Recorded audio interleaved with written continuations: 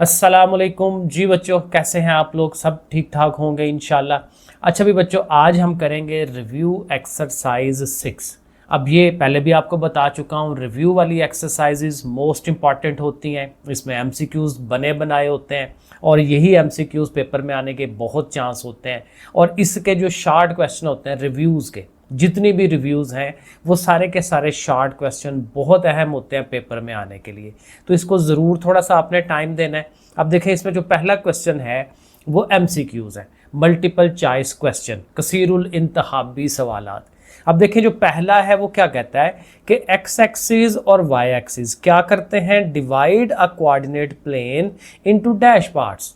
आपको पता है एक्स एक्सिस हम बनाते थे, फिर साथ वाई एक्सिस बनाते थे, तो वो पूरे जो कितने पार्ट्स में डिवाइड करता है उस प्लेन को, उस पेज को, जिस जगह पे हम बना रहे हैं। तो आप छोटा सा बना के देखें, जैसे ये नीचे भी मैंने बनाया है, तो ऐसे करके एक्स एक्सिस, ऐसे वाई एक्सिस, तो ये देखें इसके 4 पार्ट्स बन रहे होते हैं, 4 क्वाड्रेंट हैं, रुबे हैं, ठीक है, फर्स्ट सेकंड थर्ड फोर्थ। तो ये हमने पढ़ा हुआ है, तो इसलिए इसका आंसर जो है वो हमारा 4 होना चाहिए जी। 4 क्वाड्रेंट, 4 पार्ट्स बनते हैं, तो ये डी वाला आंसर हमारा ठीक होगा।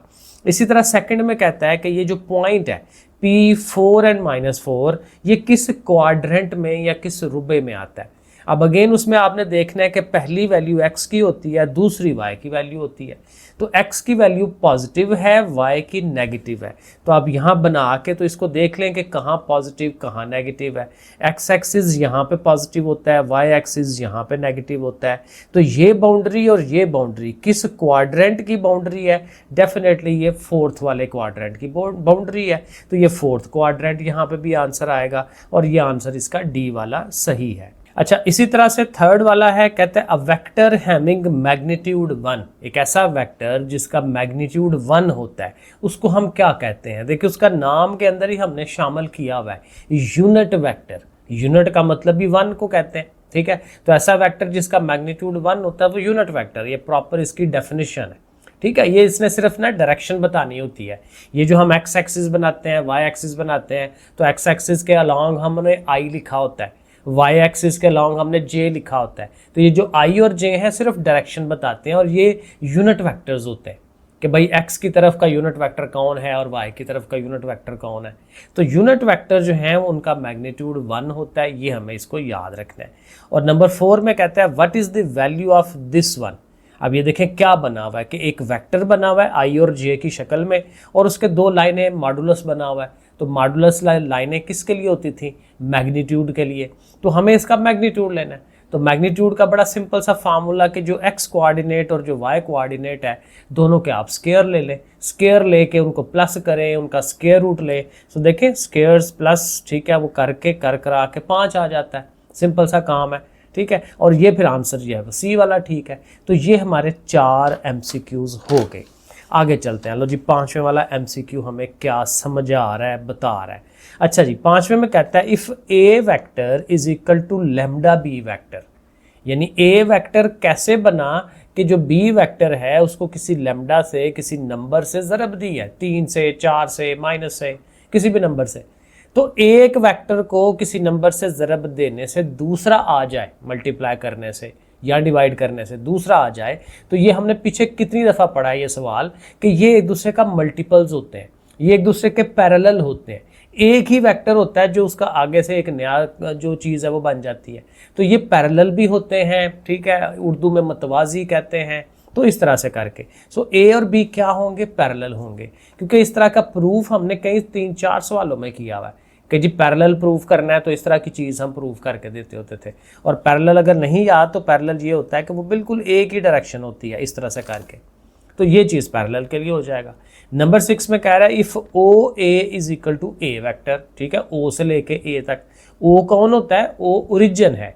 ओ जो है वो स्टार्टिंग पॉइंट होता है। फिर मैं दोबारा से बता देता हूँ, ये जैसे एक्स एक्सिस और वाई एक्सिस हम बनाते हैं, तो ये जहाँ पे वो क्रॉस करते हैं उसको ओरिजिन कहते हैं, रेफरेंस पॉइंट, ठीक है। और ओ से ए का मतलब लेट्स सपोज यहाँ पे ए पॉइंट है, तो ये ओ से ए, ठीक है, ऐसे करके ओ ए वेक्टर। तो वेक्टर को ओ ए भी कह सकते हैं या आप जस्ट ओवरऑल जस्ट उसका नाम रख दें इस तरह से। तो ये उस तरह से ये नाम उसने बताया हुआ है कि ओ ए जो है वो ए है और ओ बी जो है वो बी है। अब इसी तरह से एक और वेक्टर होगा, लेट्स सपोज यहाँ पे कोई बी पॉइंट होगा, तो ओ से लेके बी तक जो है वो ओ बी वेक्टर बनता होगा, उसकी वो बात कर रहा है, वो स्मॉल बी का नाम है उसका। लेकिन कहता है फिर यहाँ से अगर ए बी बनाना हो तो वो क्या बनता है, तो ए बी जाहिर है फिर यहाँ ए से फिर बी की तरफ आप जा रहे होंगे ना, इस पॉइंट से उस पॉइंट की तरफ, तो उसका बड़ा सिंपल सा फार्मूला होता है, ये जो आगे वाली चीज़ होती है उसे पीछे वाली को माइनस करते हैं। ये मैंने पीछे भी कई दफ़ा करवाया हुआ है, ठीक है। अगली वाली पॉइंट में से पिछले को माइनस करेंगे, तो अगला पॉइंट बी है ना, तो बी वाले का वेक्टर क्या है, ये जो स्मॉल बी है, ठीक है। तो उसमें से ये इस वाले को माइनस करना है, यानी बी माइनस है, तो ये देखें बी माइनस है, उसका आंसर बन जाएगा। तो इस तरह से इसका ऑप्शन बन जाता है, ये ऑप्शन ए इसका ठीक है, ठीक है। अब ये देखें ना, समझने का फ़ायदा ये होता है कि हमें इस तरह का कुछ भी सवाल आ जाए, थ्योरेटिकल आ जाए, जो कि आजकल पेपर में आने के चांसेस होते हैं, तो आपको थ्योरी समझ होती है तो आप पेपर अच्छा अटेम्प्ट कर लेते हैं। वो जो अब पुराने तरीके हैं ना कि बस रट्टे मारी जाओ करी जाओ, वो काम अब नहीं चलना। मैं बार बार बच्चों को बताता हूँ, जितनी आपकी समझ होगी वो मैटर करेगी, ठीक है। और वो हर जगह मैटर करती है, हाल ही आपके ये 9-10 के पेपरों में नहीं करेगी, हर जगह करती है, हर जगह, ठीक है, बहुत जगह पे आपको फ़ायदा देती है। सो देखें 7 वाला, ट्रांसलेशन वेक्टर शो। अब ट्रांसलेशन वेक्टर भी, ये जो लास्ट एक्सरसाइज हमने की थी 6.3 थी शायद, तो ट्रांसलेशन में क्या होता है कि एक वेक्टर उठ के नई जगह पे चला जाता है, ठीक है, अपनी जगह को चेंज कर लेता है, तो वो बेसिकली क्या है, मूवमेंट है, हरकत है, तो यहाँ पे मूवमेंट हम कहेंगे, तो ये हमारा सी वाला आंसर होगा इसका। इसी तरह से 8 वाले में कहता है सम ऑफ 2 वेक्टर। अब कहता है 2 वेक्टर्स को अगर आप जमा करते हैं तो क्या आंसर आता है। डेफिनेटली जब वेक्टर्स को जमा करते हैं तो जो आंसर है वो भी वेक्टर ही होता है। जैसे अभी वही बात है कि लो जी ओ से लेके ए तक है, ओ से लेके बी तक है, तो इन दोनों को प्लस करेंगे तो लो जी ए से लेके बी तक हो जाएगा, ठीक है। तो वही बात है कि वो एक नया वेक्टर ही आएगा ना, ये भी वेक्टर ही है।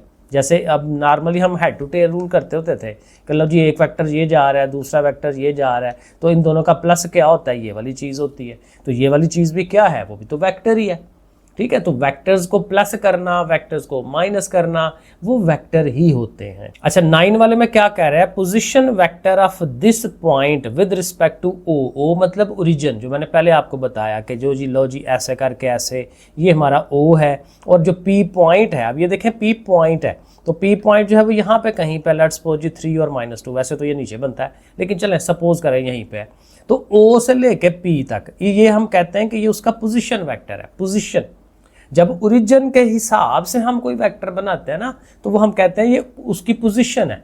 पोजीशन मतलब ओरिजिन, रेफरेंस के हिसाब से, तो इसलिए इसको हम पोजीशन वेक्टर का नाम देते हैं। तो वो क्या बनेगा, अब देखें यहाँ एक बड़ी छोटी सी चीज़ समझने वाली है। ये जो हमारा ओरिजिन होता है उसके कोऑर्डिनेट क्या होते हैं भला, यानी ओरिजिन के ऊपर x कितना है और y कितना है, जाहिर है 0 0 है, क्योंकि यहीं से स्टार्ट लेना होता है, x ने भी y ने भी, तो दोनों 0 है। तो इन जीरोस का इस पे कोई इम्पैक्ट नहीं होगा। जब हमने OP वेक्टर बनाना है तो P में से O माइनस होता है ना, तो अब O बेचारा क्या माइनस होगा, वो है 0 0। तो मतलब ये है कि जब भी आप ओरिजिन के साथ कोई वेक्टर बनाते हैं, जैसे OP वेक्टर बनाने लगे हैं, तो वहाँ पे फिर क्या होगा कि जो P के पॉइंट्स हैं उन्हीं से वेक्टर बन जाएगा। अब P के पॉइंट है 3 और -2, तो देखें 3i और -2j, ऐसे लिख देंगे बस, क्योंकि ओरिजिन जो है वो 0 0 है, तो उसका इम्पैक्ट कोई नहीं है। तो इसलिए ये वाला आंसर, यहीं से ये आंसर बना देंगे P, जो B वाला पॉइंट है उसका, ठीक है, ये इस तरह से। और लास्ट वाला जो MCQ है ये भी तकरीबन वही है, लेकिन थोड़ा उल्टा है। कैसे, vector from point P to the origin, यानी उसकी डायरेक्शन चेंज करनी है। अगेन हल्का सा बना लेते हैं कि ये जो P पॉइंट है उसकी तरफ से हमने ओरिजिन के पास आना है। तो मतलब क्या होगा कि हम PO बना रहे हैं।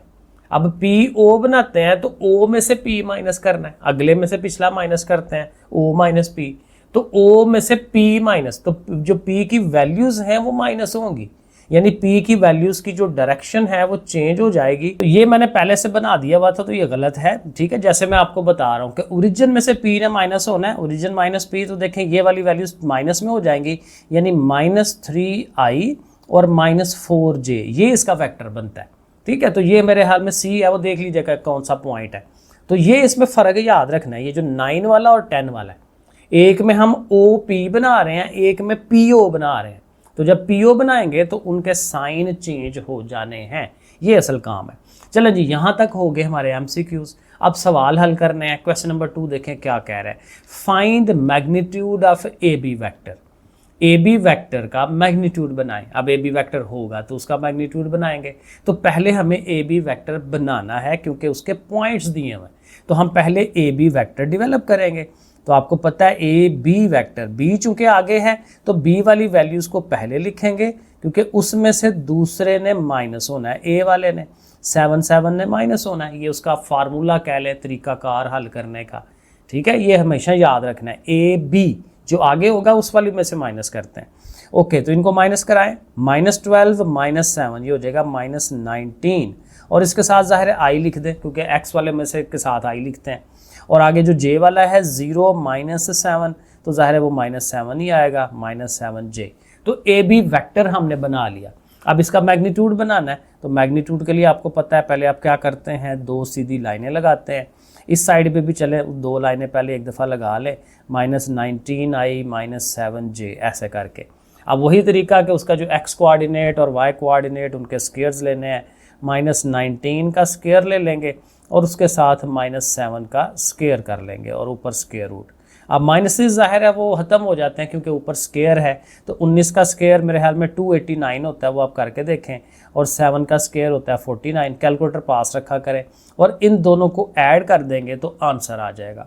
तो 19 का स्क्वायर करके देख लेते हैं वो क्या बनता है, 361। तो ये देखें ना, गलत हो जाना था, ये है 361 प्लस 49 करेंगे तो इसमें हम प्लस कर लेते हैं 49, तो ये हमारा बन जाएगा 410। तो 410 बनता है। तो इसका आंसर 410 स्क्वायर रूट आ गया। ये और सिंप्लीफाई नहीं होता। तो तरीका आप समझ लें, वही बात है कि आपने ए बी वेक्टर बनाना है और फिर उसका जो मैग्नीट्यूड है वो फाइंड कर लेना है। चलें आगे चलते हैं। नंबर 2 के अंदर भी यही काम है, तो वो मैंने सारा कर दिया है। ए और बी पॉइंट दिए हुए हैं तो ए बी वैक्टर बनाना है। तो देखें, बी वाले को पहले लिखेंगे, ए वाले को आगे लिखेंगे। 2 -9 करेंगे तो वो ज़ाहिर है -7 हो जाना है। 11 -3 करेंगे तो वो कितना हो जाएगा, 8 हो जाएगा। स्टेप्स आप बना लें जैसे मैंने बनाया है। अब देखें ना, ऐसे मैंने लिखा होना ज़रा प्यारा प्यारा हो जाता है। उसके बाद मैग्नीट्यूड करना है, उसके लिए वही 2 लाइनें लगाएंगे, इधर उनके स्क्वायर्स करेंगे, स्क्वायर्स करके तो उसका आंसर 113 जो है वो आ जाता है। तो इस तरह से ये हमारा क्वेश्चन नंबर 2 हो जाता है मुकम्मल। अब क्वेश्चन 3 में क्या करना है, find a unit vector.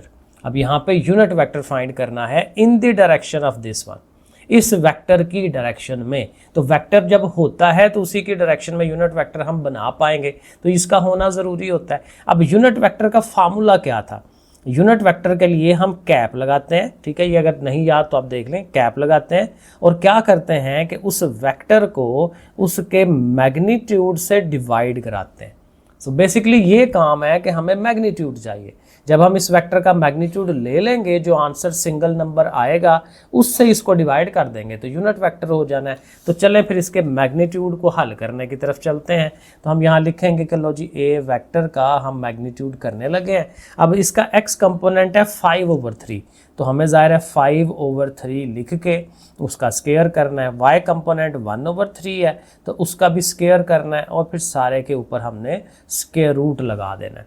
Okay जी, तो 5 का स्क्वायर लेंगे, डेफिनेटली 25 होगा। नीचे 9 है, 1 का स्क्वायर 1, 3 का स्क्वायर 9, और यहाँ हम इस स्टेज पे आ गए। अब जाहिर है चूंकि 9 ओवर में 1 जैसा है तो ऊपर वाली चीज़ें जस्ट ऐड हो जाती हैं, तो 25 और 1 हो जाएगा 26, 26/9 और इसका स्क्वायर रूट। अब ज़ाहिर है 26 का स्क्वायर रूट नहीं बनता, तो 26 को ऐसे रहने देंगे, लेकिन 9 का बन जाता है। तो 9 का स्क्वायर रूट 3 होता है, तो 9 को स्क्वायर रूट से हम करा देते हैं आज़ाद, ठीक है, तो वो वहाँ पे आ जाएगा 3। तो ये हमें मैग्नीट्यूड मिल गया। मैग्नीट्यूड ओवर में है, कोई मसला नहीं है। अब फार्मूला लिख के तो उसमें वैल्यूज़ लगाते हैं। तो फार्मूला हमारे यूनिट वेक्टर का जो था उसको हम लिखेंगे कि भाई ए वेक्टर ऊपर और ए वेक्टर का मैग्नीट्यूड होना चाहिए। अब ए वेक्टर जो है उसको हम ऊपर लिखते हैं 5/3i और उसके साथ है 1/3j, ऐसे लिख लिया, और इसके ओवर में मैग्नीट्यूड ने आना है। तो मैग्नीट्यूड है 26 का स्क्वायर रूट ओवर 3। अब यहाँ गौर करें तो ये जो ऊपर है उसके, ये जो ओवर में आ रही है चीज़ वो फिर ओवर है, यानी ओवर वाली चीज़ फिर ओवर है, बटे वाली चीज़ फिर बटा है। तो उसमें फिर मैंने रूल जनरल बताया हुआ है कि ये चीज़ ऊपर जाती है तो उल्ट जाती है, यानी इसका जो ओवर है वो चेंज हो जाएगा, मतलब इस तरह से कि 3 जो है वो ऊपर हो जाएगा और 26 का स्क्वायर रूट नीचे चला जाएगा और अंदर ये चीज़, क्योंकि ये चीज़ अब ऊपर चली गई है, ठीक है। तो ये जो ओवर वाला है इसको ऊपर लेके जाना है। सो 5/3 आयोटा या जो भी है वो लिखेंगे और 1/3 जो जे है उसको लिख लेंगे।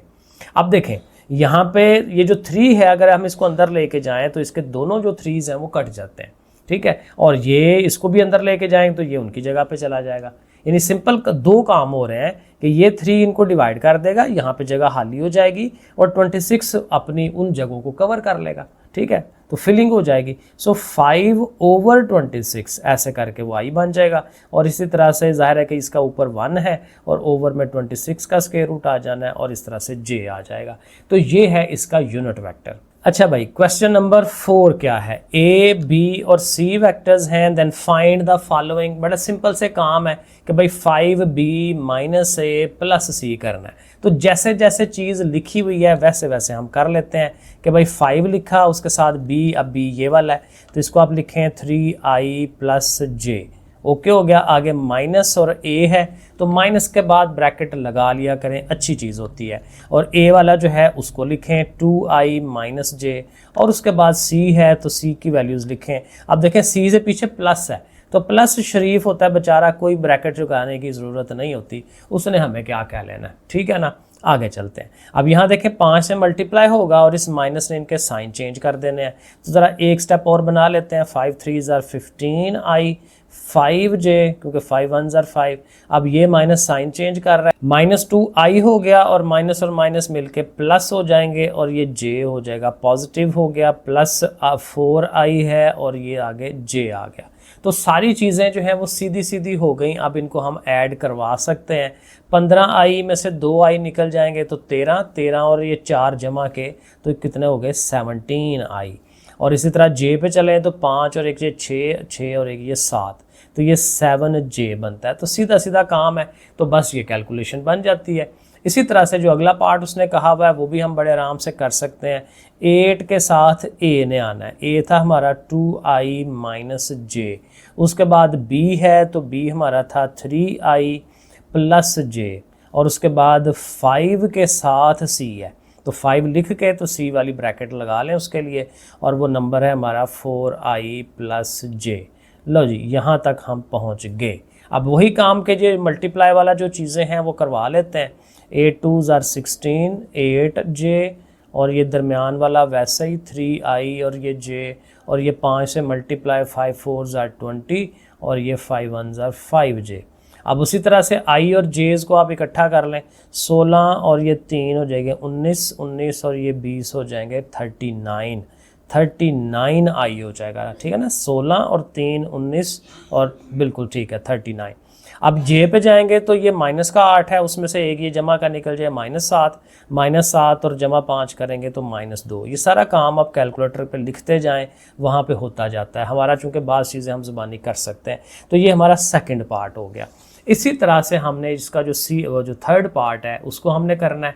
इसमें पहले उसने c लिखा हुआ है तो हमें पहले c वाले को पहले लिखना है 4i + j, उसके बाद b वाला है उसको लिख लेते हैं, ठीक है। अब इनमें चूँकि प्लस है तो कोई ब्रैकेट लगाने की ज़रूरत नहीं थी। -4 है तो वहाँ पे हम ब्रैकेट लगा लेनी है 2i - j। तो चलें इनको भी पहले एक दफ़ा, अब ये तो है सीधे इनको डायरेक्ट कर लें। 4 और 3 ये 7 हो जाएंगे और ये 1 और 1 मिलके 2 हो जाएंगे 2j। इनको मल्टीप्लाई कर लेते हैं। 4 2s are 8i और प्लस हो गया माइनस और 4j हो गया। एक दफ़ा फिर इन्होंने ऐड होना है क्योंकि 7i में से -8 निकलेंगे तो माइनस सिंगल 1 रह जाएगा और 2 और 4 मिलके 6 हो जाएंगे 6j। लो जी, ये हमारा क्वेश्चन नंबर 4 हो गया मुकम्मल। अच्छा जी, क्वेश्चन नंबर 5 में हमें क्या करना है? Find the value of x and y। x और y का आंसर लेना है। x किसके बराबर है, y किसके बराबर है। उसके लिए इक्वेशन को ज़रा गौर करें तो जाहिर है कि इधर कुछ चीज़ें लिखी हुई हैं, इक्वल टू दिस वन लिखा हुआ है। अब यहाँ पर चूँकि ये वेक्टर्स 2 प्लस हो रहे हैं तो इनको फिर पहले प्लस करवा लेते हैं ताकि उसका इसके साथ कंपैरिजन कर सकें। कंपैरिजन करेंगे तो वहाँ से फिर वो जो x और y है वो निकलेगा।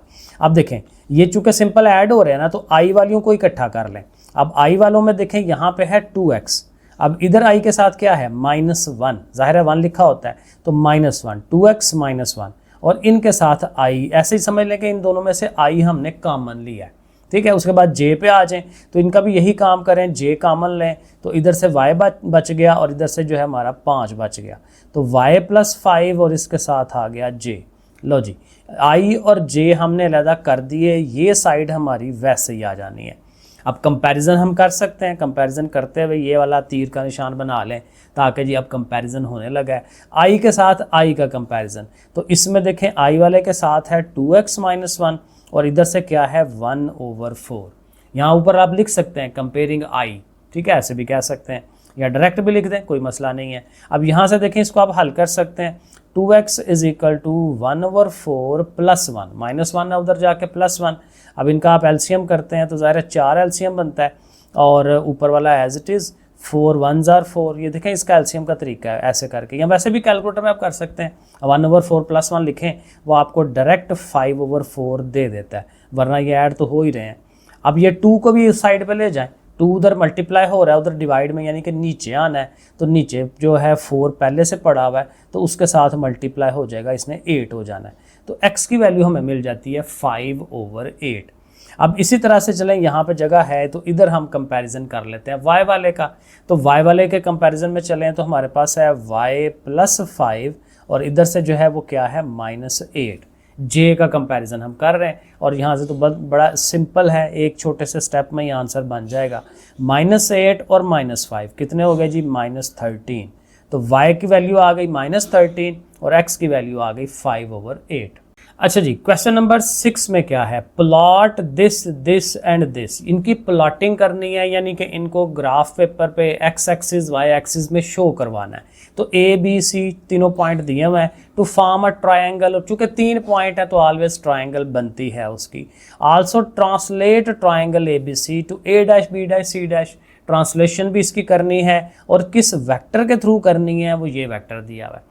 तो ट्रांसलेशन भी हमने एक एक्सरसाइज के अंदर पूरा तफसीलन पढ़ा है, बड़ा इजीली काम हो जाता है, जस्ट इसने हर नंबर में ऐड होना होता है। तो आपने पहले वो नंबर्स लिख लेने हैं ABC, ट्रांसलेशन वेक्टर भी लिख लेना है। अब ज़ाहिर उसको इस नंबर्स की शक्ल में लिखते हैं ना, i वाला 5 है तो देखें x कोऑर्डिनेट 5, y वाला -2 है वो -2 लिख लें।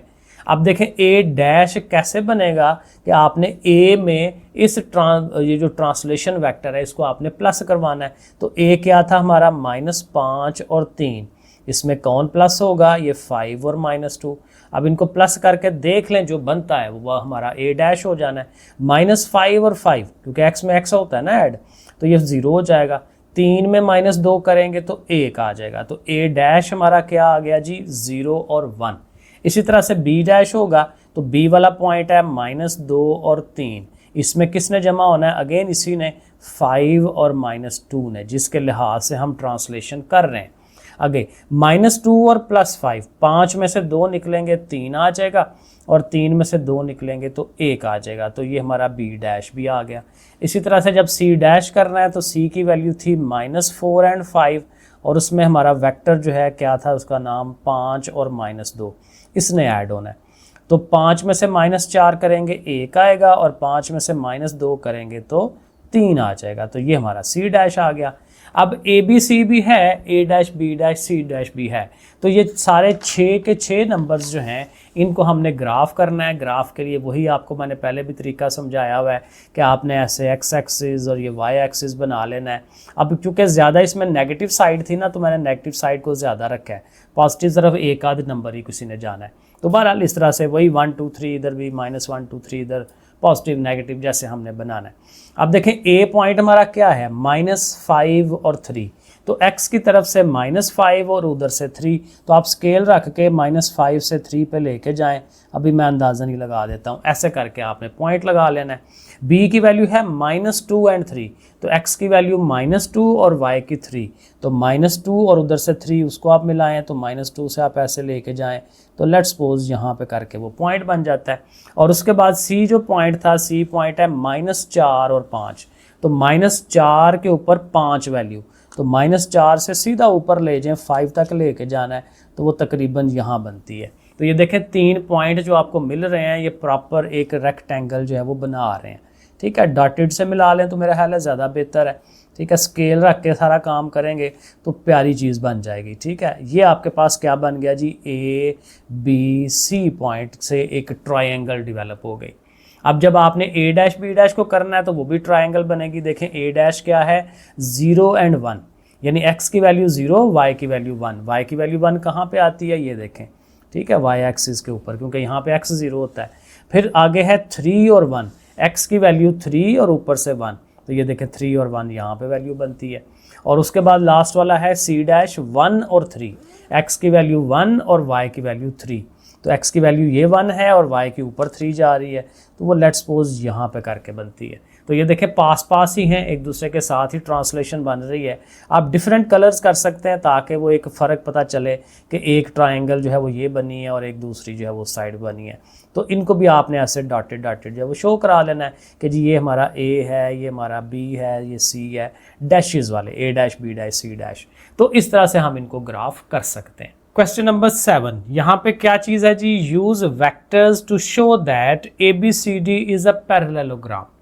ABCD 4 पॉइंट्स हैं और हमने शो कराना है कि इनको जो मिलाने वाले जो खत हैं, जो वेक्टर्स हैं, वो क्या है, एक पैरेललोग्राम डेवलप करते हैं। तो पैरेललोग्राम बनाने के लिए उसकी जो शक्ल है, देखें मैंने इस तरह से करके वो बनाया हुआ है, पहले भी हमने ये किया हुआ है। तो लेट्स सपोज ये A है, इसको B कह लें पॉइंट को, ये C है और इधर से D है। तो पैरेललोग्राम में ये होता है कि ये जो वेक्टर बनता है ये वाला A से B, और ये जो उसके अपोजिट साइड में बन रहा है D से C की तरफ, ये एक दूसरे के पैरेलल होंगे, मतलब कि एक दूसरे के बराबर होंगे, क्योंकि उनके मैग्नीट्यूड भी एक जैसा होता है और पैरेलल भी होते हैं। ठीक है, डायरेक्शन भी एक जैसी है, तो फिर मतलब कि बिल्कुल एक जैसे वेक्टर होंगे। तो हम ए बी वैक्टर बनाएंगे और डी सी वैक्टर बनाएंगे, और दोनों सेम अगर आ जाएंगे तो हम कहेंगे बिल्कुल ठीक है, ये पैरेललोग्राम की साइडें बन रही हैं। यही काम हमने इधर को करना है। लेट्स सपोज ये बी से सी की तरफ जा रहे हैं तो बी सी वैक्टर बनाएंगे, और ए से डी की तरफ जा रहे हैं तो ए डी वैक्टर बनाएंगे, और इनका भी वो देख लेंगे कि एक जैसे आते हैं। तो यही काम सिर्फ वेक्टर्स बनाने हैं, ये आपने ध्यान रखना है। तो फाइंडिंग वेक्टर्स, लेट्स सपोज पहले ए बी वेक्टर करने लगे हैं, वही पुराना तरीका कि जी बी आगे है तो बी वाला पॉइंट पहले लिखना है, बस ये काम है।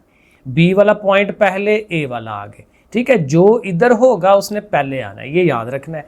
तो ऐसे लिख के देखें, 6 में से 2 माइनस करेंगे 4 आ जाएगा, और 3 में से 3 करेंगे तो 0 ऐसे लिख दें, या ज़ाहिर है प्रॉपर वेक्टर बना लें कि जी 4i है और 0j है, ये हमारा ए बी वैक्टर बनता है।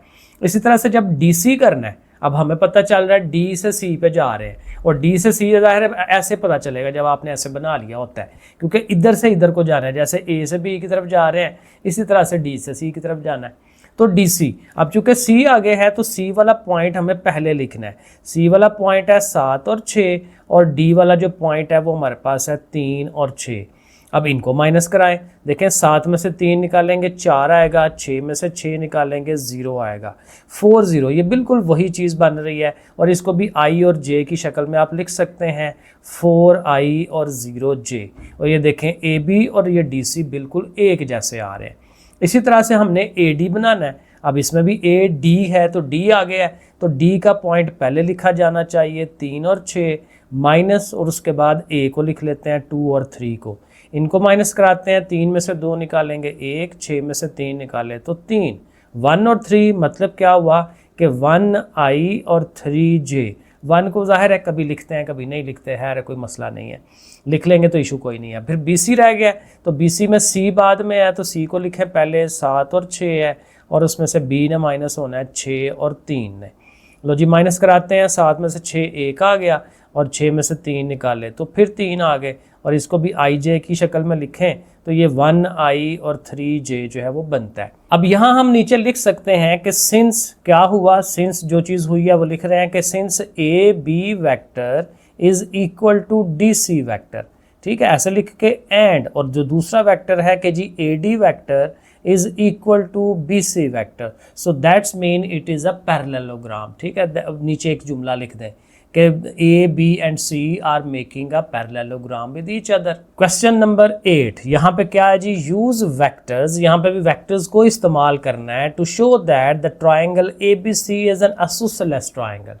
ए बी सी 3 पॉइंट होंगे, तीनों से जो वेक्टर्स बन रहे होंगे उनमें से 2 वेक्टर्स जो हैं वो एक जैसे आएंगे, उनके मैग्नीट्यूड एक जैसे आएंगे, और फिर हम बता देंगे कि ये आइसोसेलेस ट्रायंगल बन रही है। तो काम वही है सारा कि हमें उनके वेक्टर्स बना के उनके मैग्नीट्यूड लेने हैं। तो वेक्टर बनाने के लिए उसी तरह ए बी सी पॉइंट बना लें, उनके दरमियान ऐसे लाइनें डॉटेड डॉटेड शो करा लें, ठीक है। लेकिन वही बात है, याद रखना है कि ए से बी जाते हैं, बी से सी जाते हैं, लेकिन उसके बाद ए से सी जाते हैं।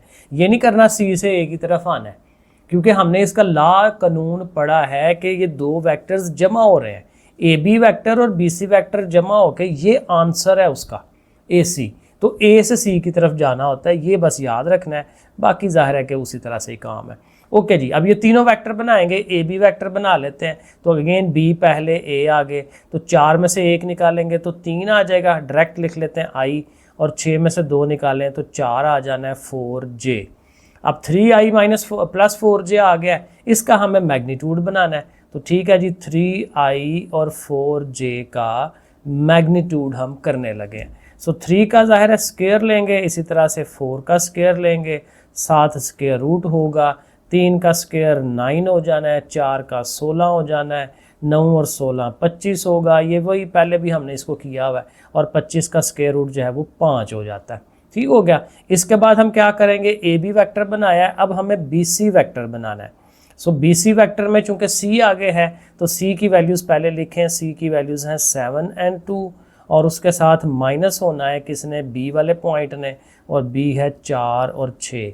तो माइनस हो के कितना हो जाएगा जी, 7 में से 4 निकालेंगे 3 आ गया, और 2 में से 6 माइनस करेंगे तो माइनस का 4j, 3i माइनस 4j। अब ये जो बी सी आया है इसका भी हमें मैग्नीट्यूड बना लेना चाहिए। सो बी सी वैक्टर का मैग्नीट्यूड, अब बी पॉइंट आया था 3, उसका स्क्वायर ले लेते हैं, और जो हमारा जो y वाला कोऑर्डिनेट है उसका -4 आया है तो उसके ऊपर भी हम स्क्वायर कर लेते हैं। ओके, अब 3 का स्क्वायर लें। अच्छा, ये फिर वही चीज़ बन रही है, 4 का स्क्वायर 16, 25 बनेगा, 25 का फिर ज़ाहिर है कि स्क्वायर रूट करेंगे तो उसने 5 हो जाना है। अब वही बात कि आइसोसेलेस में 2 का मैग्नीट्यूड बराबर होता है, तो ये ए बी और बी सी दोनों का सेम आ रहा है, लेकिन तीसरे को भी तो चेक कर लेना चाहिए ना, पता नहीं उसका कुछ ये भी बराबर ही ना आ जाए। ठीक है, कुछ और आएगा फिर ठीक है, क्योंकि बराबर आ गया तो फिर ये एक नई ट्रायंगल बन जाएगी जिनके तीनों साइडें बराबर होती हैं। ठीक है, तो फिर एक नई कैटेगरी बन जाती है। तो हमें आइसोसेलेस के लिए तीसरे वेक्टर को भी बनाना पड़ेगा। ए सी वेक्टर बनाएं। अब सी अगेन आगे है, तो सी वाला पॉइंट है 7 और 2, उसमें से आपने ए को माइनस करना है, 1 और 2 को माइनस करेंगे, 7 में से 1 निकालेंगे 6 आएंगे, 2 में से 2 निकालेंगे तो 0 आ जाएगा। सो 0j, 6i प्लस 0j।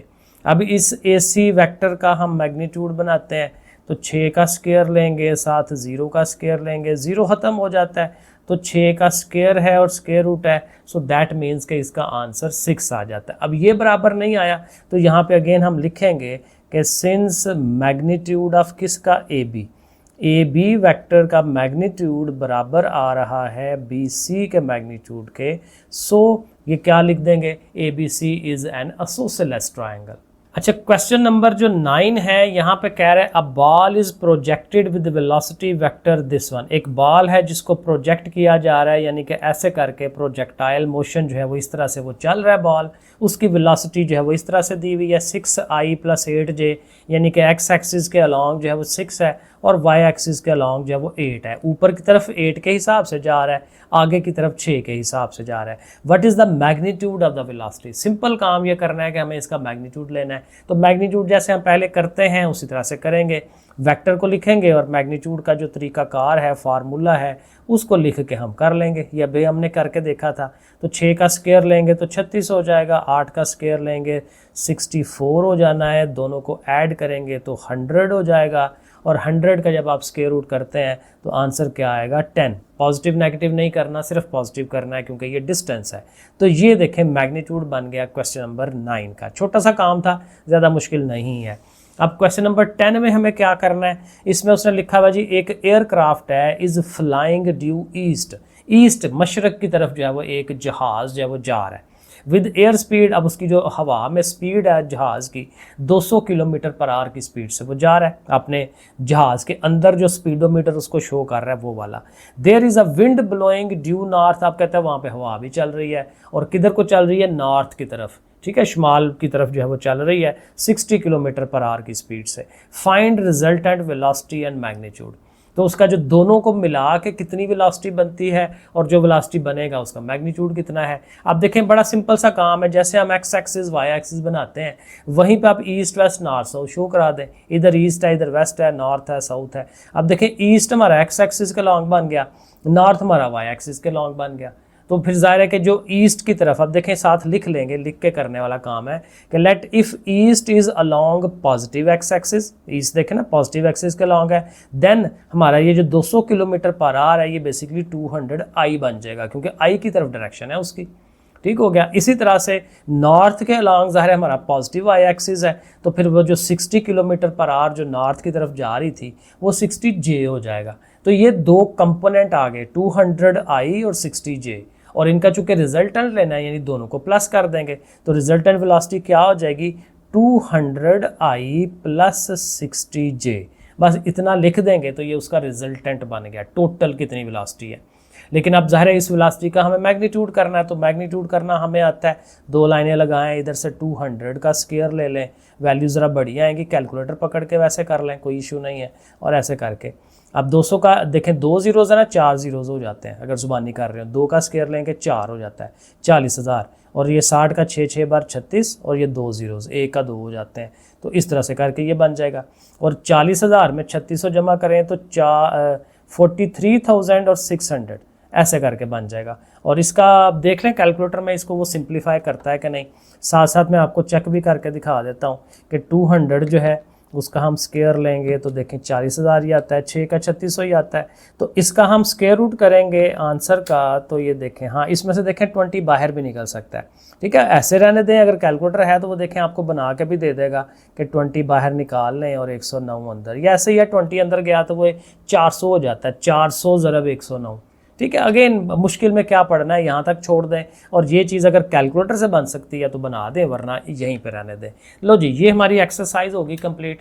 अगली जो एक्सरसाइज है वो बहुत अच्छी एक्सरसाइज है, ये जो चैप्टर नंबर 7 है बहुत मज़े का चैप्टर है, इसको हम बड़े ध्यान से तफसीलन पढ़ेंगे, ये आपने ज़रूर फॉलो करना है चैप्टर नंबर 7 को भी। ओके, फिर अल्लाह हाफिज़।